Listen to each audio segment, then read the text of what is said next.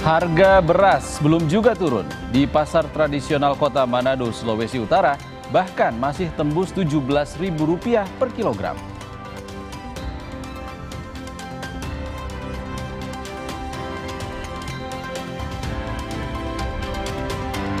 Keluarga Arya Daru Pangayunan, diplomat yang tewas di kamar indekosnya, mengungkap Arya Daru berencana membawa keluarganya pindah tugas ke Finlandia.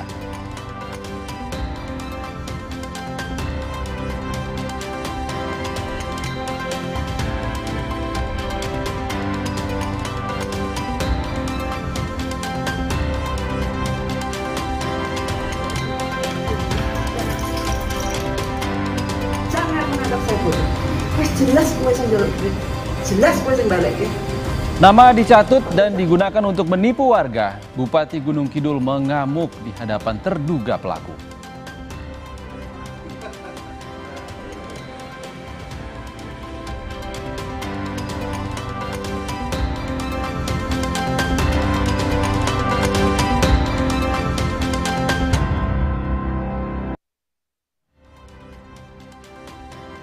Selamat sore saudara, selain 3 sorotan utama tadi, beragam informasi menarik dari sejumlah daerah di tanah air akan kami hadirkan selama 30 menit ke depan. Bersama saya, Ihsan Sitorus. Inilah Indonesia Update selengkapnya.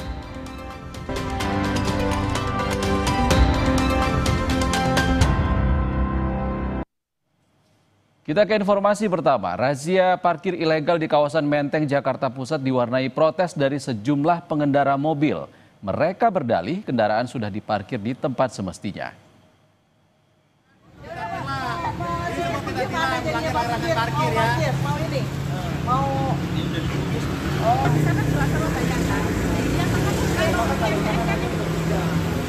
Sejumlah pengendara mobil ini protes saat mobilnya akan diderek petugas Dishub lantaran parkir di pinggir jalan Cikini Raya.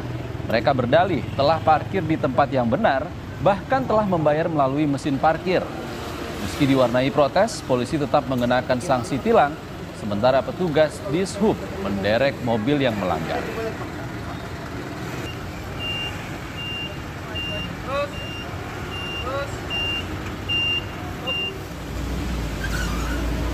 Awalnya saya jalan mau parkir, katanya di sini boleh, saya juga udah ngomong sama pihak tukang parkir. Ini kalau diderek nggak apa-apa. Ini ada tuan ada DLAJ-nya tuh, bedanya tuh yang pakai jaket itu. Jadi saya ini dong parkir dong. Karena diarahkan ya Pak? Nah diarahkan, kalau diarahkan saya juga udah tahu posisi kayak gini, nggak mungkin saya mau mending ke gedung sebelah. Nah sekarang dilakukan tindakan penilangan nih Pak untuk derek ini gimana Pak? Ya udahlah, saya kecewa atau gimana Pak? Kecewa banget lah. Kalau kita nggak disuruh di sini ya saya nggak mungkin inilah. Kita bergeser ke Bengkulu, saudara. Seorang pengendara sepeda motor di Bengkulu Tengah, Bengkulu, menyerang polisi dengan senjata tajam di tengah operasi Patuh Nala 2025. Aksi pengejaran polisi terhadap pelaku pun berlangsung dramatis.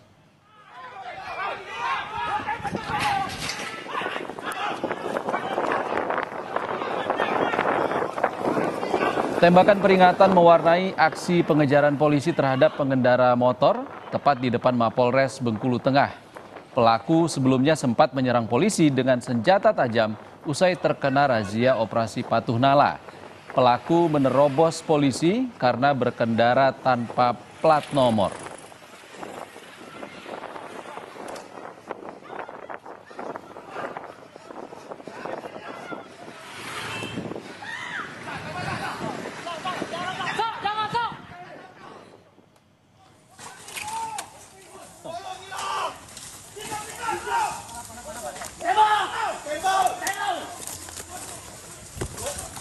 Polisi pun mengejar pelaku hingga ke area perkebunan.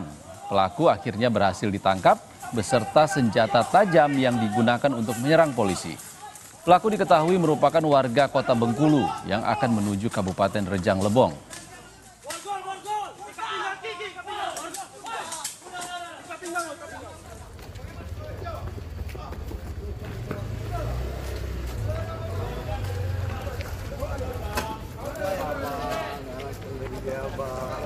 Salah satu warga yang diduga pelaku ini langsung diberhentikan, tidak menerima, kemudian mengeluarkan saja menyerang anggota Lantas, yaitu Ibda Zilfi. Diserangnya, ngejar, kemudian diduga pelaku ini kabur ke hutan di belakang rumah orang, dan kabur dikejar sama anggota. Berjarak mungkin kurang lebih 200 meter dapat dikejar itu. Kita beralih ke sorotan lain, saudara. Demo truk angkutan barang di Subang, Jawa Barat diwarnai kericuhan. Sejumlah kernet dan sopir yang diduga provokator karena memblokade arus lalu lintas ditangkap.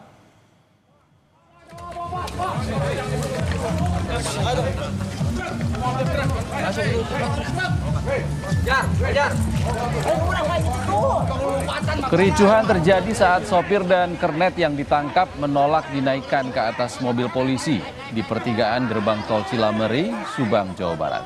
Aksi dilakukan terkait penerapan aturan aturan kelebihan muatan dan dimensi. Setelah negosiasi, sopir dan kernet yang sempat ditangkap kemudian dilepaskan.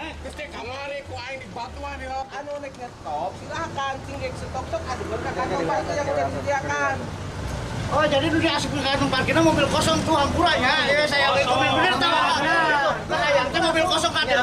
Baik, perlu kami sampaikan saat ini kami sedang melaksanakan pengamanan aksi solidaritas para sopir di seputaran wilayah Subang. Di mana aksi ini memang sudah ada pemberitahuan dari awal, dari 3 hari yang lalu mereka sudah memberikan pemberitahuan ke Polres Subang. Kemudian ya kita siapkan untuk renpamnya, dari mulai kita lalu lintas, kemudian dari Bakop, kemudian dari Sabara, kita berkolaborasi untuk mengamankan ini. Kita bergeser ke Bekasi. Pengemudi ojek daring dan satpam sebuah perumahan mewah di kota Bekasi, Jawa Barat terlibat keributan. Pemicunya diduga karena pengemudi menolak menyerahkan KTP saat akan masuk ke perumahan, mendapat kekerasan dari salah satu satpam. Bang, situ bang, gesek lari dia bang. Turun lo. Maksud lo apa? Kekerasan lo, iya nih parah banget. Guys, gila helm gua dirusakin sama security.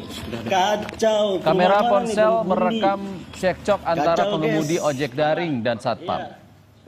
Pengemudi menolak memberikan KTP saat akan mengantar makanan dan tiba-tiba dipukul di bagian kepala oleh salah satu satpam.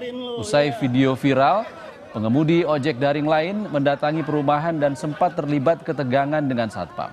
Keributan berakhir setelah ada mediasi dan keduanya bersepakat damai.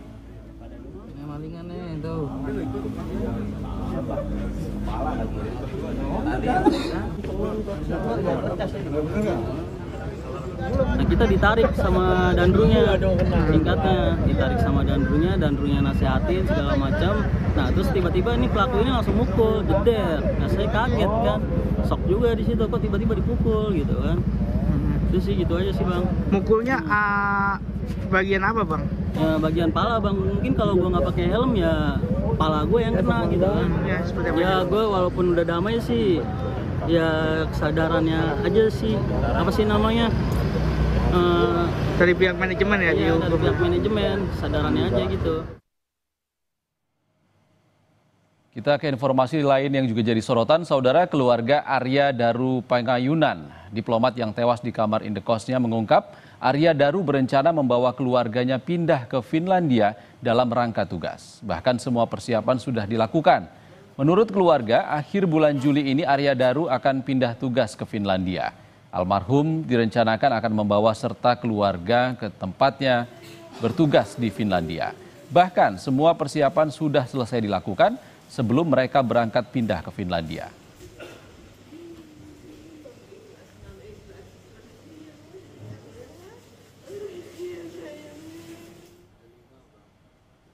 Itu hanya seputar seputar excitementnya mereka mau penempatan, mas.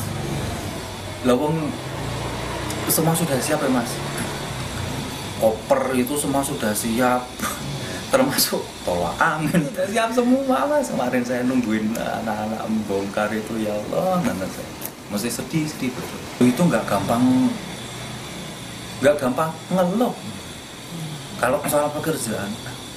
Terakhir kali saya terima keluhan Daru itu karena dia salah beli ban mobil, udah itu aja.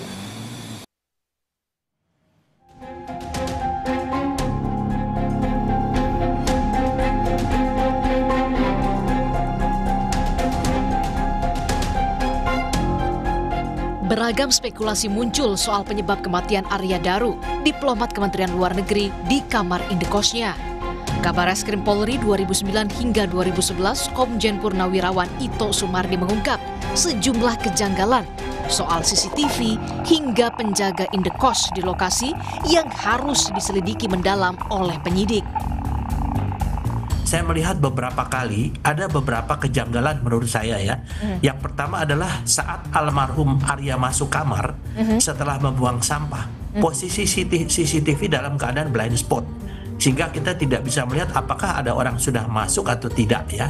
Kemudian yang kedua adalah setelah almarhum di dalam posisi CCTV baru yang bisa melihat lorong sepenuhnya, pada saat itu kan penjaga kos mengatakan dihubungi oleh istrinya. Kejanggalan dari saya kenapa dia nggak ketuk pintunya gitu.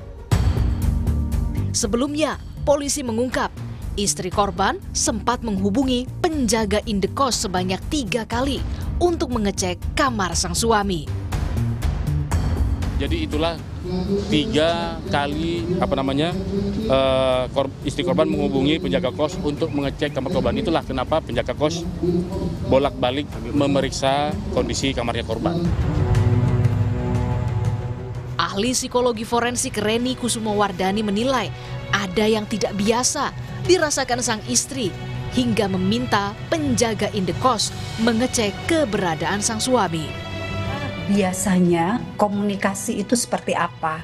Jadi apakah memang biasa berkomunikasi dengan bolak-balik di telepon, tidak mengangkat sehingga mengakibatkan kekhawatiran, atau ini sesuatu yang tidak biasa begitu? Nah, kalau kita melihat di dalam pembicaraan ini tampaknya memang ada kekhawatiran dari keluarga, khususnya di sini istrinya ya yang terus-menerus menelpon dan meminta dari penjaga kontrakan itu untuk melihat ke kamar korban ya. Di sini memang terlihat adanya kekhawatiran. Maka di sini perlu didalami. Kenapa kok bisa khawatir? Sebegitunya. Betul, dan apa pembicaraan terakhir yang dilakukan oleh korban? Apakah ada informasi tertentu? Pekan ini, keluarga korban menanti hasil penyelidikan polisi soal kematian diplomat Kementerian Luar Negeri Arya Daru yang tewas di kamar indekosnya. Tim Liputan, Kompas TV. Saudara, harga beras belum juga turun di pasar tradisional Kota Manado, Sulawesi Utara, bahkan masih tembus Rp17.000 per kilogram. Selengkapnya, usai jeda.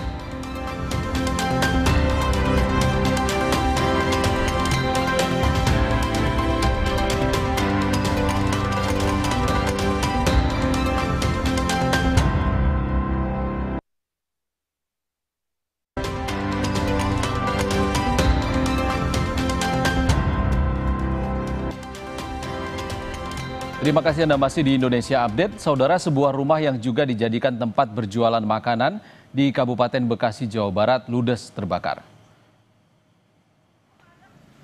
Lagi ditelepon pemadam. Kebakaran ini terjadi di perumahan Taman Alamanda, Kecamatan Tambun Utara, Kabupaten Bekasi, Jawa Barat. Api baru bisa dipadamkan 30 menit kemudian setelah 3 unit mobil pemadam kebakaran Kabupaten Bekasi dibantu 1 unit dari Dinas Damkarmat Kota Bekasi. Dugaan sementara kebakaran terjadi karena obat nyamuk bakar yang merambat ke kasur. 7 orang penghuni rumah selamat dalam peristiwa ini.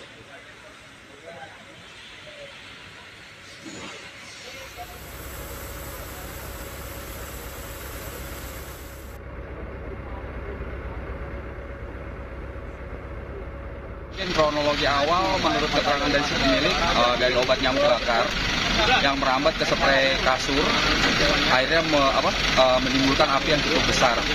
Nah, di dalamnya itu ada penghuni kurang lebih 7 orang. Begitu melihat api besar, mereka langsung turun ke bawah dan menyelamatkan diri. Masih soal peristiwa kebakaran, saudara. Sebuah bangunan ruko di pusat pertokoan Pasuketan, Kota Cirebon, Jawa Barat terbakar. Untuk segera bisa langsung ke TKP ya, ini sudah kebakaran untuk minimalisir jangan sampai menyebar kemana-mana. Petugas harus naik ke lantai 2 dan memecahkan kaca pertokoan untuk memadamkan api sebuah ruko di pusat pertokoan Pasuketan, Kota Cirebon, Jawa Barat. Sejumlah warga panik, khawatir api dengan cepat merambat ke bangunan di sebelahnya. Api baru berhasil dipadamkan setelah petugas mengerahkan 4 unit mobil pemadam kebakaran. Kebakaran diduga karena korsleting.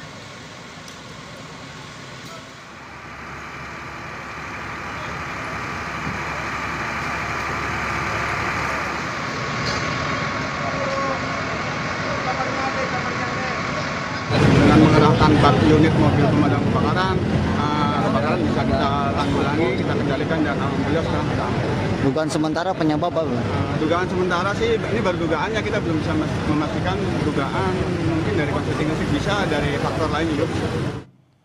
Kita ke informasi harga komoditas yang jadi sorotan, saudara. Harga bahan pokok di pasar tradisional Kota Manado, Sulawesi Utara masih tinggi, tak terkecuali harga beras.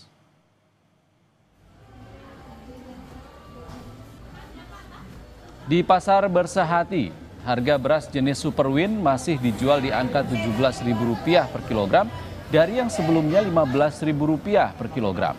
Sementara beras jenis Membramo yang awalnya dijual Rp14.500 per kilogram, kini dijual dengan harga Rp16.500 per kilogram.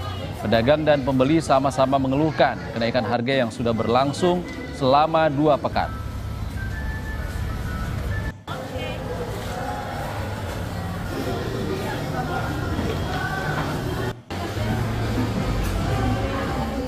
Jenis Membramo per kilo dia berkisar di harga 16.500. Dia sebelumnya berapa?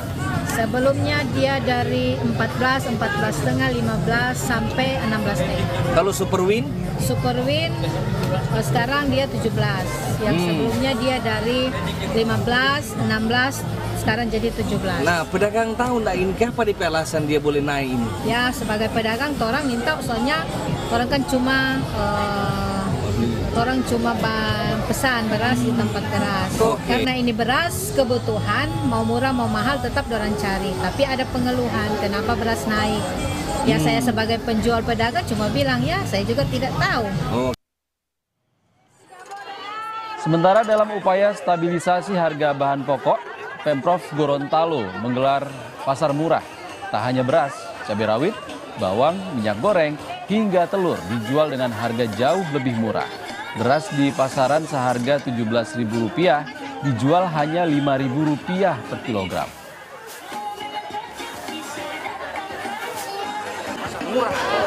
Itu dilaksanakan dalam rangka upaya stabilisasi harga barang pokok, termasuk di dalamnya pengendalian inflasi daerah, di mana saat ini bisa dilihat dipantau di pasar-pasar tradisional harga barang pokok itu berfluktuasi, baik meliputi beras, cabai rawit, bawang merah, dan beberapa komoditi lainnya. Jadi tujuan utama kita hari ini menghadirkan komoditi dengan harga yang terjangkau bagi masyarakat.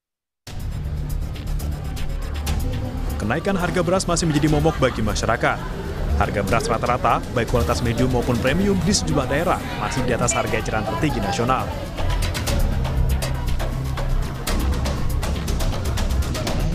Guna menstabilkan harga beras di pasaran, Menteri Pertanian Amran Sulaiman mengaku telah berkoordinasi dengan Mendagri dan Bulog untuk menyalurkan bansos beras sebanyak 360.000 ton dan beras SPHP sebanyak 1,3 juta ton.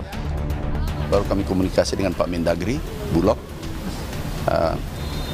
bansos disalurkan 362.000 ton disalurkan, itu besar. Kemudian SPHP harga yang disubsidi itu 1,3 juta ton. Stok kita banyak, ada 4,2 juta ton. Jadi nggak usah khawatir, insya Allah dalam waktu dekat harga beras turun. Sementara Bappenas bilang stabilisasi harga pangan akan dikerjakan mulai Juli sampai Desember nanti dengan modal cadangan lebih dari 4 juta ton. Untuk SPHP, stabilisasi pasokan dan harga pangan, ini juga akan dikerjakan mulai dari bulan Juli ini sampai dengan bulan Desember. Perlu dicatat bahwa SPHP dan bantuan pangan akan menggunakan beras cadangan pangan pemerintah yang dimiliki Bulog saat ini. Total cadangan pangan pemerintah saat ini sebesar 4,2 juta ton. dan ini akan kita pakai untuk melakukan intervensi. Sebelumnya, Wakil Menteri Perdagangan menyebut, meski tidak memegang tanggung jawab terkait harga beras, pihaknya berkoordinasi dengan Bappenas untuk menstabilkan harga dan memastikan mutu beras di masyarakat. Ya, kalau misalnya mengenai harga beras, memang pemantauannya ada di Bappenas, Badan Pangan Nasional. Jadi insya Allah nanti kewenangannya ada di sana, sehingga kemudian harapannya mereka juga bisa mengantisipasi. Kalau di kami hanya ada beberapa komoditas yang kita tanganin soalnya. Direktur Kebijakan Publik Selyos Media Wahyudi Askar menyoroti peran 4 lembaga, yaitu Kementan, Kemendak, Bulog, dan Bappenas yang seakan berjalan sendiri-sendiri dalam menangani persoalan beras. Berbeda dengan sejumlah negara lain yang mengelola persoalan tersebut secara terpusat di satu lembaga yang diiringi sinergi dengan sektor swasta dan koperasi. Jarang kali kita nemu beras Bulog. Dan saat ini Bulog itu masih kuno gitu ya cara pendekatannya. Dan bersamaan dengan itu kalau kita lihat Kementerian Perdagangan juga punya ruangnya sendiri, Kementan gitu ya, bertanggung jawab atas produksi, Badan Pangan Nasional. Ini masalahnya koordinasinya minim. Jadi tidak ada satu institusi yang benar-benar pegang kendali dan akhirnya jalan-jalan sendiri begitu ya. Ini berbeda dengan negara-negara lain seperti Vietnam, Brazil, Thailand yang mereka mengelolanya secara terpusat, terkoordinir oleh satu lembaga begitu ya, dan ada sinergi juga dengan sektor swasta dan koperasi. Lebih jauh, Selyos menilai anomali harga beras di tengah melimpahnya stok beras dipicu kebijakan distribusi yang tidak merata dan rantai pasok yang tidak efisien. Pemerintah seharusnya tidak hanya fokus pada ketersediaan beras, namun juga bagaimana akses masyarakat untuk mendapatkannya. Tim Liputan Kompas TV.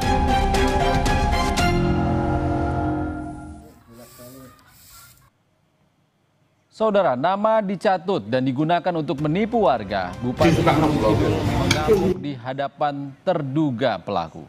Selengkapnya usai jeda di Indonesia Update.